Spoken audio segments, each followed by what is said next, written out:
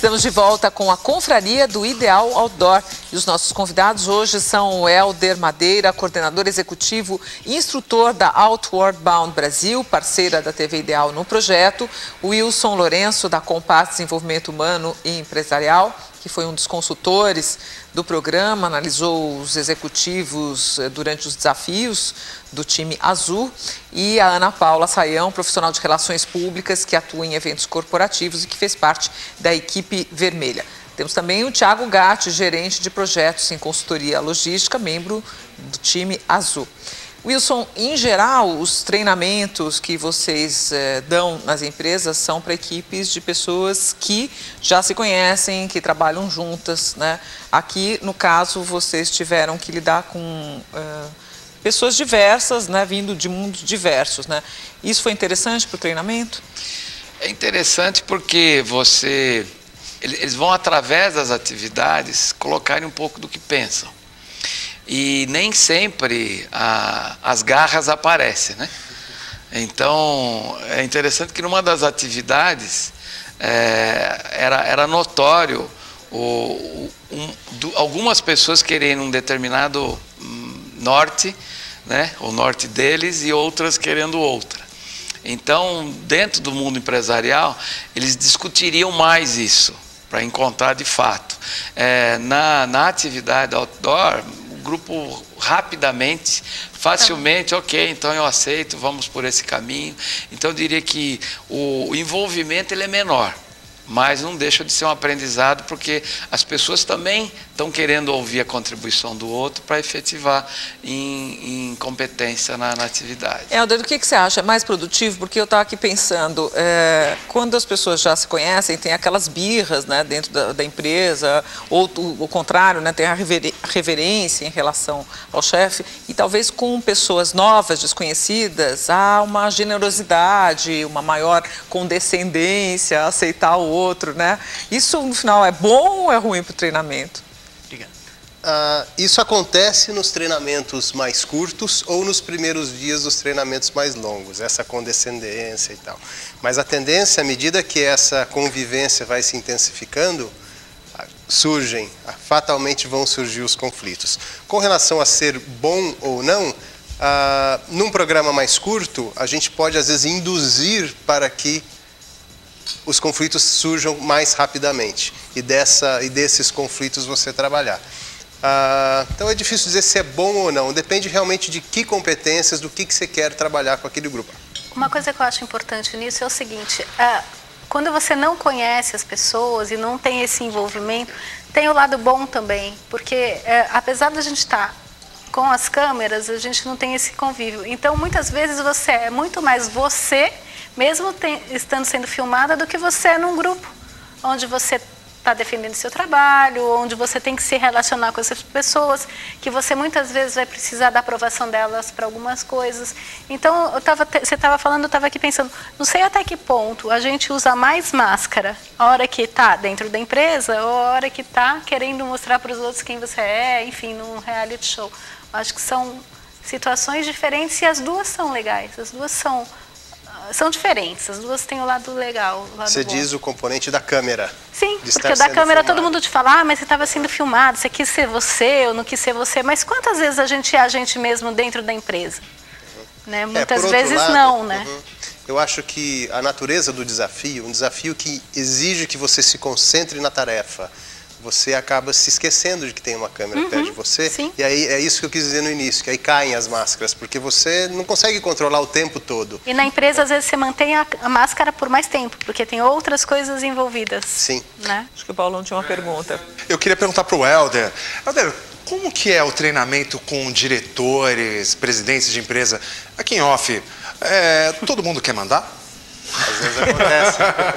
Às vezes acontece. De você ter um determinado desafio, um exemplo é não posso antecipar. Mas há determinados desafios, sim, que você, com muito cacique, você detona o processo. E antecipa, eles se precipitam e destroem antes de conseguirem resolver de forma adequada. Acontece sim. Agora, Helder e Wilson, falando de situações bacanas, pontos altos em treinamentos dos quais vocês já participaram, alguma história emblemática que vocês pudessem compartilhar aqui com a gente? Não precisa citar o nome da empresa. Eu vivenciei uma que o foco, até pegando a observação do Paulo, o trabalho que ele estava fazendo era de planejamento estratégico. E com todo o board da companhia, toda a diretoria, e estava se decidindo algumas estratégias organizacionais. E 2 elementos não estavam muito confortáveis em efetivar, em validar aquela estratégia. E depois nós fomos explorar o que era. Na verdade, ele manifestou que existiam interesses pessoais envolvidos. Cada um estava pensando em se aposentar, outro estava pensando em ter uma vida mais tranquila dentro da empresa, e outro queria fazer a empresa crescer. Aí tivemos que interromper o planejamento estratégico, lógico, eram visões diferentes, mas também tem um problema de relacionamento entre eles. E aí precisou fazer um trabalho em equipe, onde todos esses interesses, esses sonhos, essas diferenças entre eles pudessem ser trabalhados, para depois a gente retomar com outro foco, que não era a equipe, e sim a estratégia da organização. Ana Paula e Thiago, vocês recomendariam a participação para outras pessoas no programa depois da experiência? Sem dúvida. Pode fazer que vale a pena. Com certeza. É uma experiência muito legal e muito diferente. O Helder ficou quietinho, não contou pra gente qual experiência emblemática aí que você tenha vivido com alguma empresa. É uma pergunta difícil, até porque não existem 2 programas iguais, a gente já fez centenas de programas, mas há situações, às vezes, até delicadas até. Às vezes você, por exemplo, recebe um briefing que determinada equipe está desunida, está ansiosa, se sente insegura e tal e tal. Aí você recebe aquela equipe, começa a trabalhar a equipe, estrutura todo um programa bem bacana, e você percebe que a equipe não tem nada de ansiosa, não tem nada de insegurança. O que tem muitas vezes eles estão loucos da vida com a liderança, com a alta liderança. E aí você então precisa fazer um trabalho para a alta liderança. E já aconteceu. A partir dessas percepções, porque a gente faz um relatório ao final. E a alta liderança aceita numa boa? Não paga depois. Não, já aconteceu de aceitar sim e de fazer um trabalho. E aí, porque para toda transformação dentro da empresa é importante que a alta liderança compre essa transformação. Tem que partir de cima. E às vezes ela não percebe que precisa ou não compra a ideia. Então essa foi uma oportunidade que a alta administração teve de perceber uma situação que ou não via ou não queria ver, mas assumiu. Eu tive uma experiência, agora ouvindo o Helder, onde que a liderança sugeriu o trabalho em equipe como que se o problema fossem deles. Eu falei, mas vocês não vão participar? Não, nós não precisamos. Eles é que têm que resolver o problema. E não dá para falar em equipe sem que você envolva todo o corpo. E aí tiveram que repensar e, de fato, envolver a liderança para a solução. Ana Paula e Thiago, vocês já tiveram a oportunidade de colocar em prática o que vocês aprenderam, enfim, o que vocês trouxeram dessa experiência lá no SPA? Sim. Na sua vida profissional, pessoal? Eu acho que em todos os sentidos, né? A gente viveu essas experiências e você cai em algumas fichas, umas do lado pessoal, outras do lado profissional, e você vai somando essas experiências. Eu acho que sempre traz mudança. E você, Thiago? Já também, pessoal, é profissionalmente, porque o que muda lá é o Thiago, né? Não é o Thiago 1 ou o Thiago 2. Me tornei mais sensível aos anseios dos outros, né? Acho que todo mundo sempre espera alguma coisa, né? Eu tento não ser assim, mas as outras pessoas são. Então eu não interagia bem com essa diferença. Eu me preocupei mais em entender como os outros me veem e o que eles esperam, para agir mais de acordo. E a gente falou pouco, networking, foi bom? O que vocês conseguiram assim, se relacionar com outras pessoas, fazerem amigos, contatos? Sim, foi bom.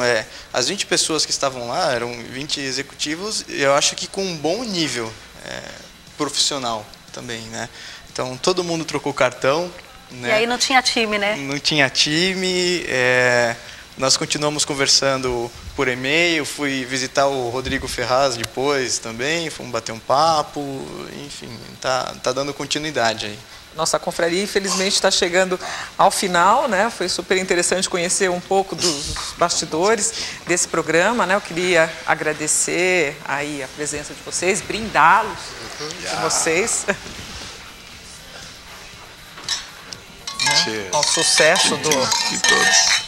E se você aí de casa ficou curioso, interessado em tudo que vai rolar no Ideal Outdoor depois dessa conversa, não perca então a estreia no dia 30 de abril, às 23 horas.